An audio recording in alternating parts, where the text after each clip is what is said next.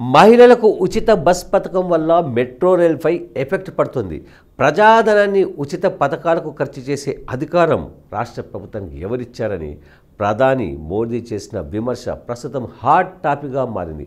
అయితే free bus కారణంగా metro రైల్లో ప్రయాణికుల సంఖ్య తగ్గిపోయిందా? నిజమేంటి? ఓ లుక్ వేద్దాం. హైదరాబాద్ మెట్రో రైల్లో రోజుకు రద్దీ పెరుగుతుంది. ఒకప్పుడు రోజు 1,00,000 మంది ప్రయాణించగా ప్రస్తుతం రోజు సగటున 5 లక్షల మంది దాకా ప్రయాణిస్తున్నారు. ఉదయం సాయంత్రం పీక్ అవర్స్లో బోగిల్లో నిలబడడానికి కూడా జాగా దొరకడం లేదు. ఇలా నిత్యం రద్దీతో మెట్రో నడుస్తుంటే ఫ్రీ బస్సు వల్ల ఆదరణ తగ్గుతోందంటూ ప్రధాని చేసిన విమర్శ తప్పుడు ప్రచారమని మెట్రో ఉద్యోగులు ప్రయాణికులు అంటున్నారు.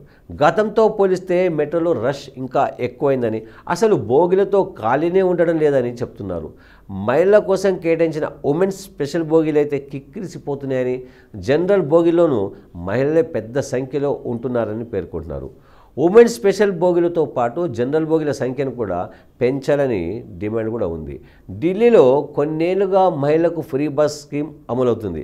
అక్కడ మెట్రో ప్రయాణికుల సంఖ్య పెరిగింది తప్ప ఎన్నడూ తగ్గలేదు. అసలు ఇప్పటి వరకు అక్కడ అలాంటి సమస్యనే జరగలేదు. మరి మన దగ్గర మహిళలకు ఫ్రీ బస్ స్కీమ్ను డిసెంబర్లో ప్రభుత్వం ప్రారంభించింది. అప్పటి నుంచి మెట్రోపై ఎలాంటి ప్రభావం పడలేదు. ప్రయాణికుల సంఖ్య పెరిగిందే తప్ప తగ్గలేదు. ఉచిత బస్సు జర్నీని మోదీ జీర్ణించుకోలేకపోతున్నారని మంత్రి పొన్నం ప్రభాకర్ విమర్శించడం విశేషం.